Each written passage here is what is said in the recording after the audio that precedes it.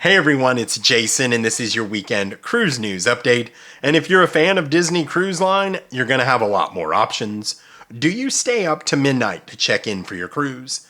And what would you guys do if you showed up for your cruise and you found out your itinerary had changed dramatically and you had the option to leave? So cruise story number one, and we're getting more new cruise ships as Disney Cruise Line announced at the D23 conference that they're going to be building 4 new cruise ships. Now Josh D'Amaro said that they would be launching these ships between 2027 and 2031. Only 3 years away for that first one. Now we don't know much other than that would be a new class of ships from Disney Cruise Line. What do you think we'll see in those new cruise ships? Can't wait to hear from you in the comments. Now, if you're a fan of Disney Cruise Line and you've been on many of the different ships, what would you recommend someone, such as myself, that's never been on Disney, what would you recommend their first ship with Disney Cruise Line be? Can't wait to hear from you. So cruise story number 2, and I want to hear from you guys on this one. Do you stay up to check in for your cruise? Now, if you're on Eastern time and you're coming to Florida, staying up to midnight might not be as big of a deal.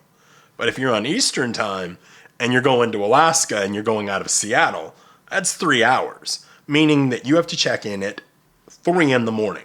Now, I have to admit, I waited up till 3 in the morning, checked in for our Alaska cruise that's in a couple weeks that we're so excited about. I have to say I got a 10:30 a.m. check-in time and I was all fired up. But have you noticed here recently, especially in our last probably 3 or 4 cruises, they don't even look at that. Now, I understand why they put check-in times in during the pandemic. They wanted the social distancing. They wanted to make sure they were doing things out of safety reasons. But now, do they even check your time anymore? Like, have you ever had someone go, oh, nope, you got another half hour to wait, and they pull you out of line? I haven't seen that on any cruise in the last 3 or 4 cruises. Is that the same way for you guys? So before I get to cruise story number 3, I would ask that you please like this video as it does help the channel grow. Also, if you're one of my subscribers, thank you so much. This past week, we hit 100,000 subscribers.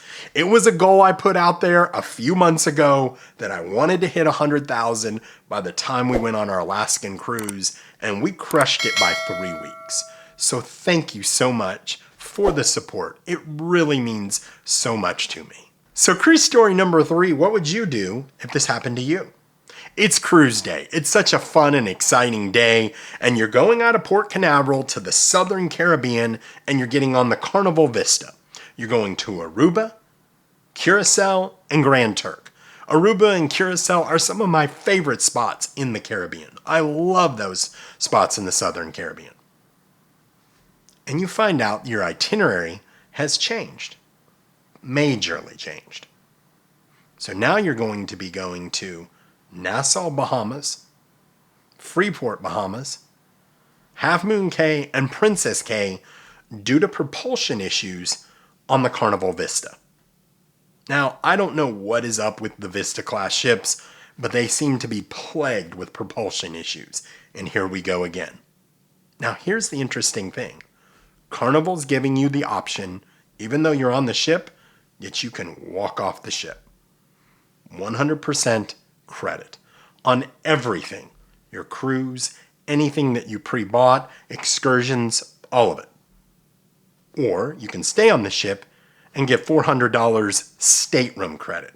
Not per person, but stateroom. What do you guys do? Now, I think if you're local, you have to take a really serious consideration.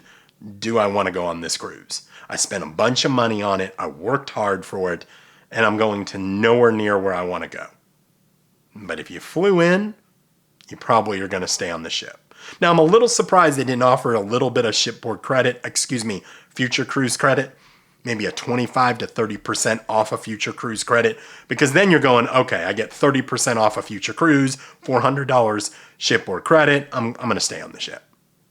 I would love to hear what you would do in the comments. And if you are local or you're flying in, because I think that makes a huge difference.